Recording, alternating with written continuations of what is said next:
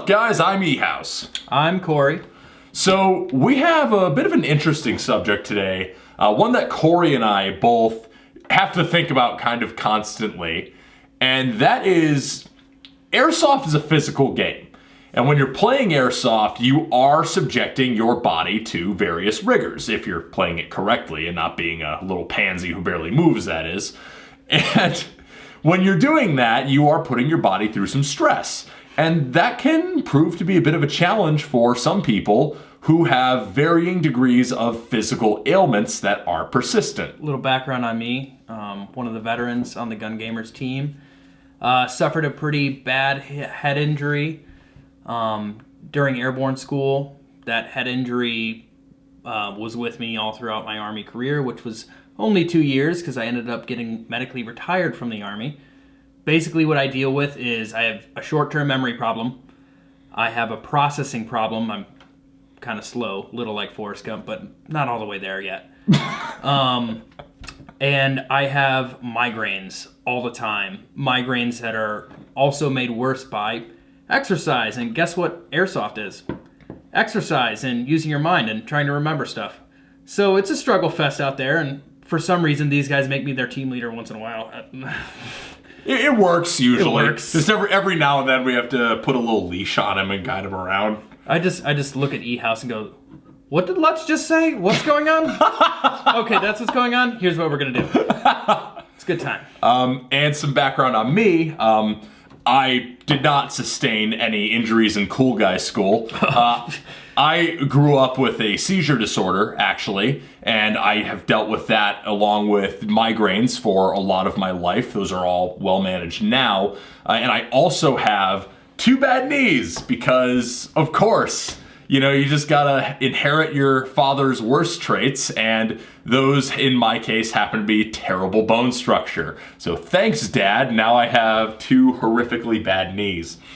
So I have 2 bad knees. I have a history of seizures and migraines, and those can make things interesting when you're out at a Milsim West game, or when you're out in an AMS game, or anywhere where you're out playing and exercising in the heat for tons of hours on end with limited access to modern conveniences. So there are certain steps that we've found that you have to take in order to prepare and generally keep yourself healthy, because Airsoft is a game. It's not life or death. It's not worth doing more damage to yourself from an already existent condition in order to keep playing. One of the first steps into preparedness for this is honestly just to test yourself. Go out, work out, go play during the weekends before you go to a big op, and know your limitations. Knowing your limitations is so important. And who knows, if you constantly test your limitations, not in any way that's bad for you, but if you test your limitations, you might figure out and build somewhat of a resistance to it. For example, I have come leaps and bounds from where I was when I was in the Army, which is shitty to say, but I'm in much better shape now than I was in the Army. And number one, the biggest contributor to that is pain management and really knowing how much you can take. If you can figure that out when you have an injury that just won't leave you alone, you're going to be on golden pond. I would actually say that that's definitely one of the major steps, is knowing how far you can push yourself.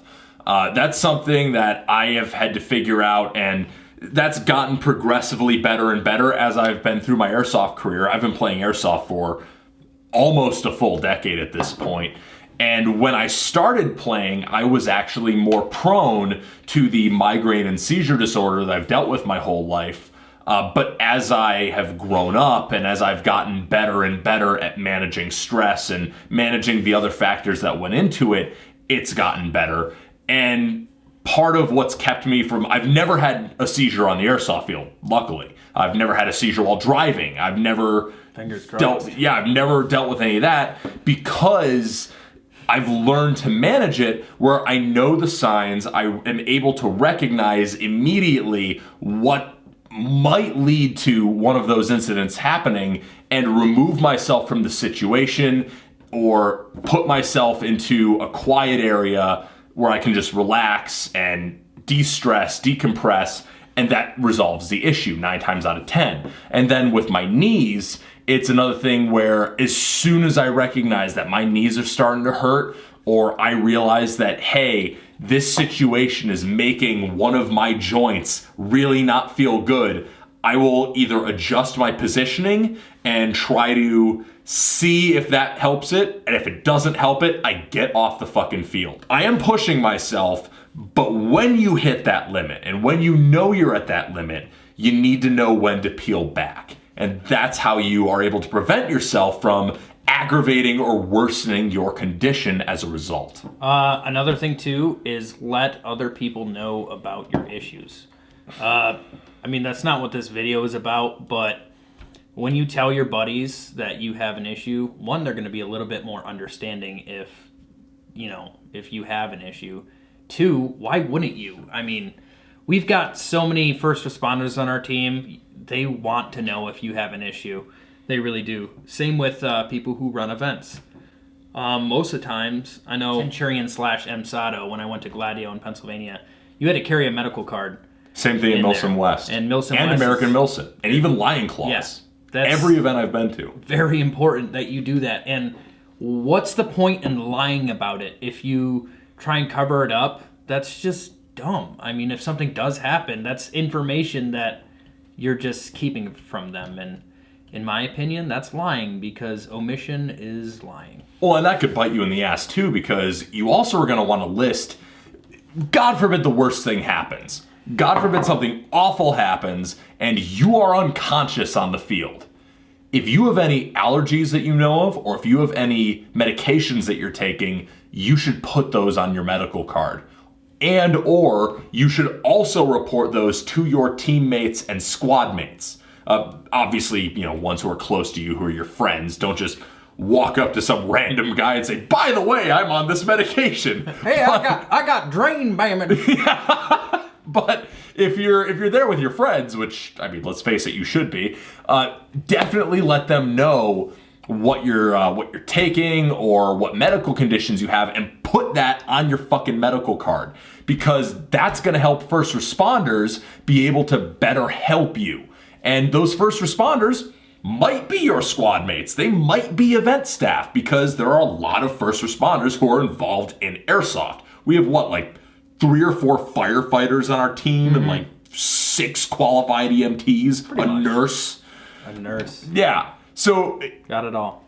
we really do. So make sure that your teammates know what your issues are, because they're going to need that information if the worst thing goes down.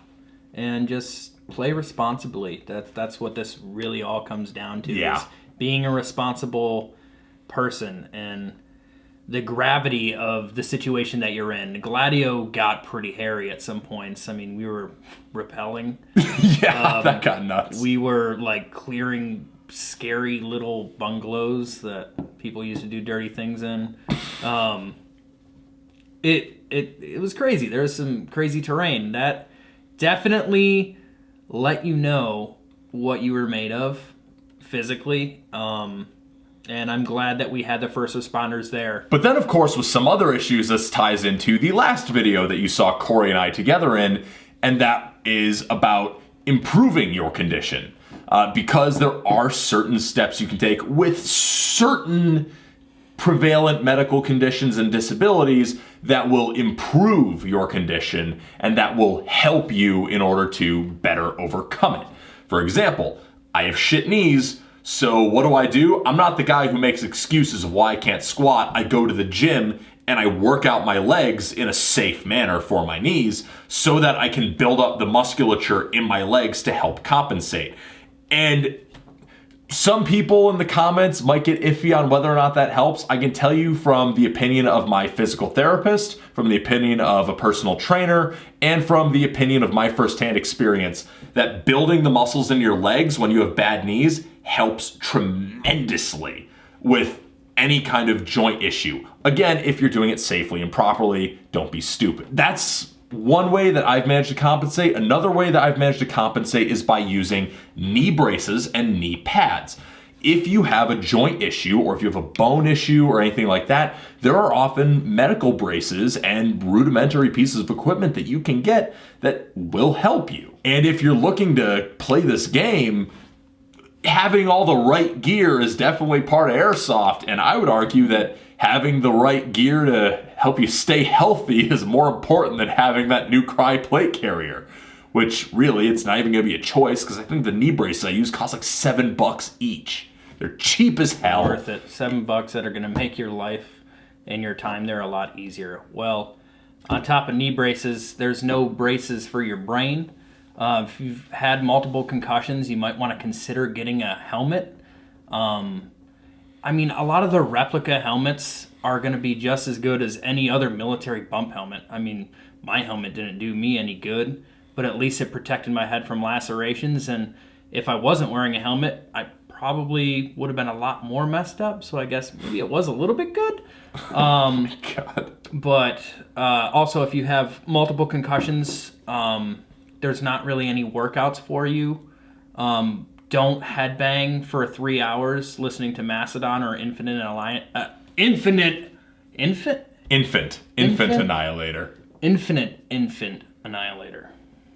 Don't listen to Cory. Don't listen to me. No, don't listen to Cory. Headbang all you want. Headbanging with multiple concussions is not good for your head or your neck, but I'm not saying don't do it.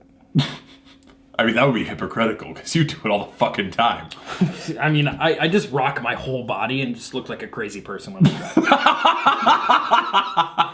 drive. But yeah, that's actually a good point that Cory brought up is helmets. Now, I personally prefer my Team Wendy helmet because I do like having a helmet that has a rating because there are safety ratings for helmets for those of you not in the know. So I would recommend personally, if you're looking at getting a helmet for some kind of head issue that you have, try to find one with some kind of rating. Even the ProTech helmets are rated, and the ProTech helmets are super cheap. Plus, then you get that Black Hawk Down seal look, which is totally awesome. So I would recommend a helmet at the very least, and a rated helmet, ideally, if you can swing it in your budget. But that's definitely a good point that Cory brought up, is if you have some kind of concussion or neurological issue. But I know there's all kinds of stereotypes on the internet about, special helmets and all that shit, but fuck stereotypes. The fact is you need to protect your head if you have a brain issue. And we're all special, so... We are all very special. You're more special if you don't wear a helmet if you've had multiple concussions.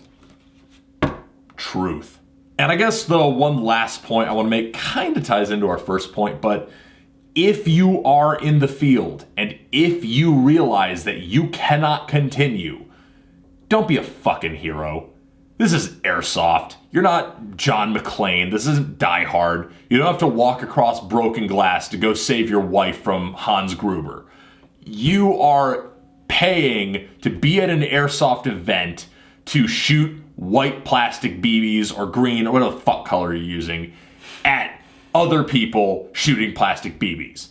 If you have a problem, if you realize, oh shit, if I continue on this track the way I'm doing things, I'm going to have a seizure, going to break my knee, going to get another concussion, going to have heat stroke, any number of things. There is no shame in taking a little break. This doesn't even mean you have to leave. If you're at the event and you realize that shit's going down and you need to take a break, go take a fucking break. Go back to your patrol base. Go back to your spawn. Sit down, grab some water, get a little food in you, because that often helps. Double check your braces and shit. Whatever you need to do, take a break and evaluate yourself. Square yourself away if you can.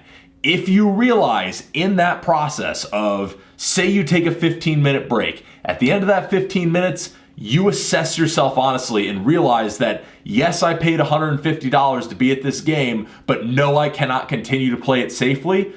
What's more expensive, your wasted game ticket or knee surgery? I can tell you from personal experience which one, and it's definitely the knee surgery. So leave the fucking game.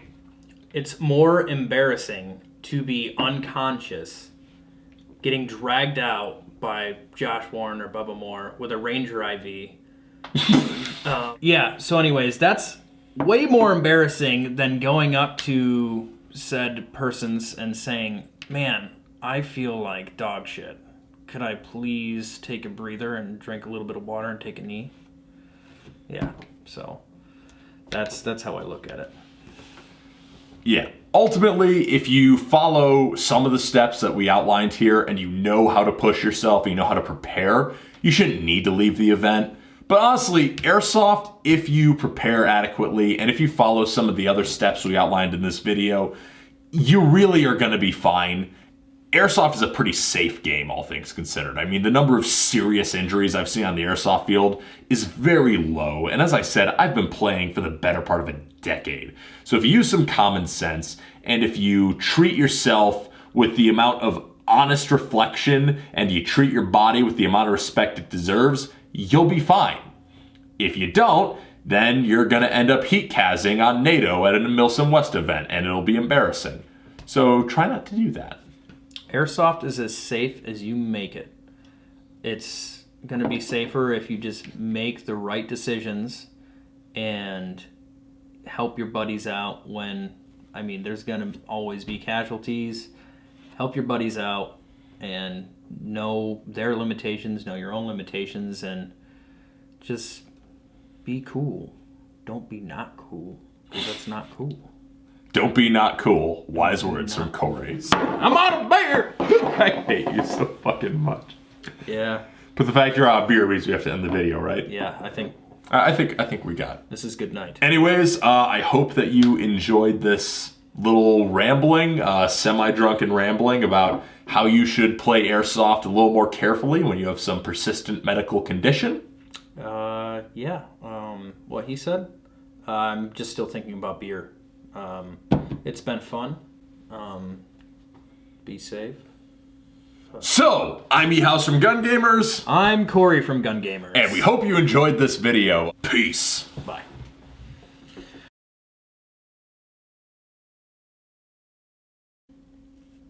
I'm trying to think of the best way to start this. I mean, we know roughly what we're going to say, right? Probably. No? Roughly. We'll figure it out. We're fucking half drunk. We'll make it work. We'll figure it out. This is when all the best videos happen, where we're getting drunk. Yeah. All right.